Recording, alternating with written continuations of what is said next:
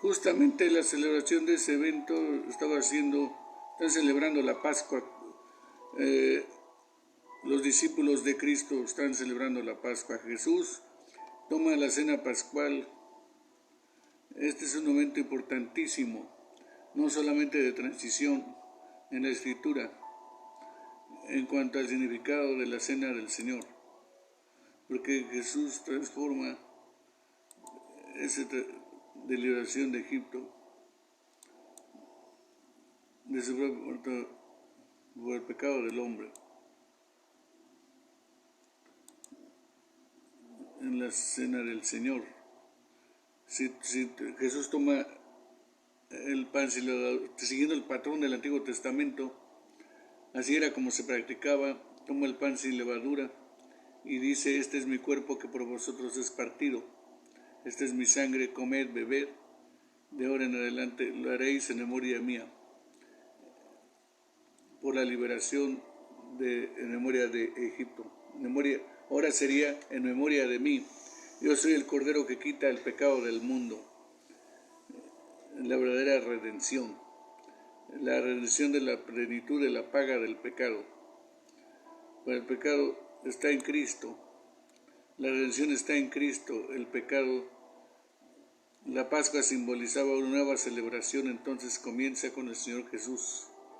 Es el comienzo de un nuevo pacto, del cual habían hablado los profetas, particularmente Jeremías y Ezequiel.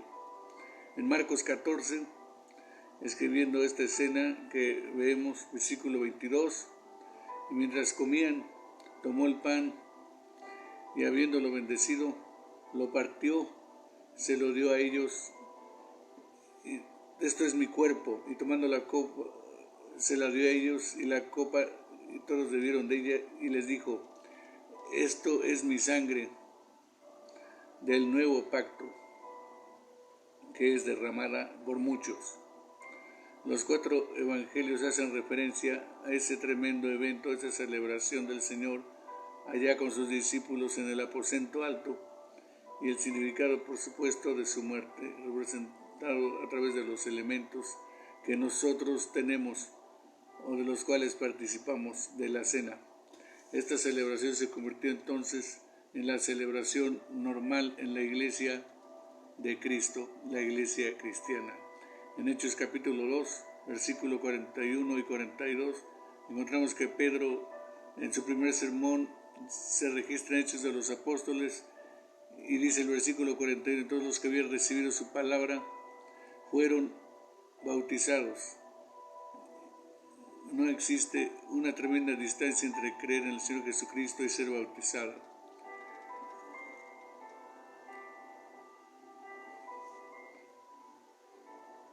Unos tienen la pésima idea de que tienen que superar un largo tiempo para bautizarse.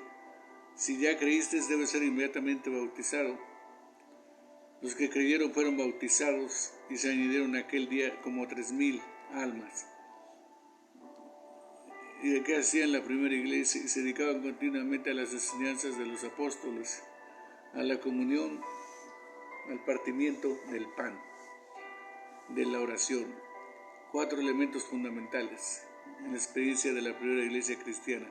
Estos son la enseñanza apostólica, la cual es fundamental. Todo lo que hacemos en la iglesia se basa en lo que los apóstoles escribieron. Por eso es una iglesia apostólica. La comunión entre los hermanos es tan importantísimo el elemento de la comunión de los hermanos, el partimiento del pan y la oración. El partimiento del pan es una referencia a comer juntos, lo cual incluía la celebración de la cena. Comían juntos al final de la cena. Al final de la comida celebraban el partimiento del pan, la cena del Señor. La experiencia en la primera iglesia continua de la mesa del Señor. Es interesante que muchos comentaristas dicen que cada vez que los creyentes primitivos comían juntos, se reunían, celebraban la cena del Señor. Muchas iglesias del Señor, algunos celebran cada semana, cada mes o cada año. El punto es lo hacían. Fíjense en el versículo 26 de Hechos 2. Día tras día continuaban unánimes en el templo y partiendo el pan en los hogares, comían juntos con alegría y sencillez del corazón. Participaban de una comida juntos y celebraban al Señor la Santa Cena. Lo que hace partir el pan es una fase común en el Bello Oriente, y se repartían comunión entre personas alrededor de una comida. Lo común entre los palestinos.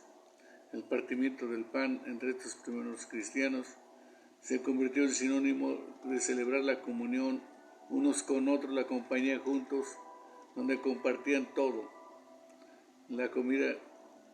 Esta comida con el tiempo se convirtió en una comida de amor o ágape, que nosotros hemos escuchado alguna vez, pero como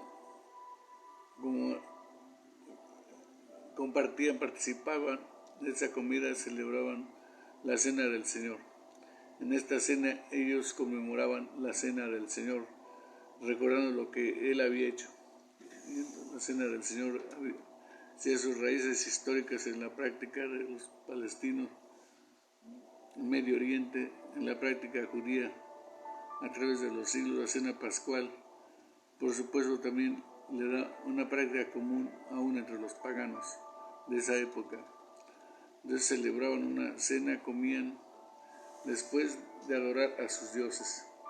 O sea que había varias raíces históricas en cuanto a esta práctica de la cena del Señor. Este es el trasfondo cultural de la cena del Señor en la tradición judía y la tradición gentil. Por encima de todas estas cosas, la práctica cristiana de la cena del Señor está fundamentada en la institución de la cena del Señor por el mismo Señor Jesucristo en el aposento alto con sus discípulos.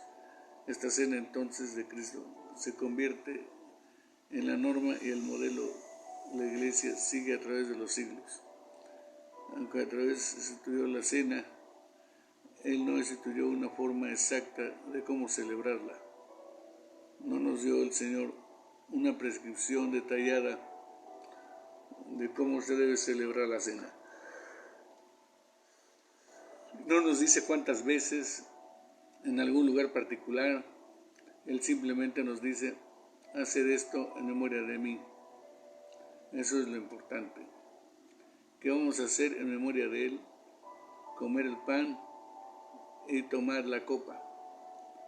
Y como Pablo claramente en 1 Corintios 11:26, todas las veces que comáis este pan y bebéis esta copa, la muerte del Señor anunciáis hasta que el Señor venga.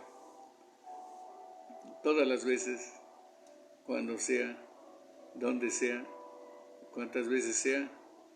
El punto no es escribir los detalles de la cena, el punto es ser obediente a esa ordenanza.